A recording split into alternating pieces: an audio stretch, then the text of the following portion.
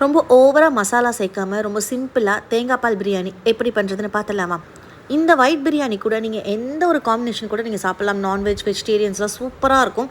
So இதுக்கு ஒரு குக்கரில் பார்த்தீங்கன்னா ஒரு ஸ்பூன் நெய் விட்டு முந்திரி பருப்பு, பட்டை, கிராம்பு, பிரிஞ்சி இலை, பெரிய வெங்காயம், பச்சை மிளகா மட்டும்தான் இதுக்கு காரத்துக்குங்க. வேறு எந்த காரமும் போடக்கூடாது. பச்சை மிளகாவில் அரைச்சி போட்டிங்கன்னா கலர் மாறிடும். ஸோ இந்த மாதிரி ஸ்லிட் பண்ணி போட்டுக்கோங்க.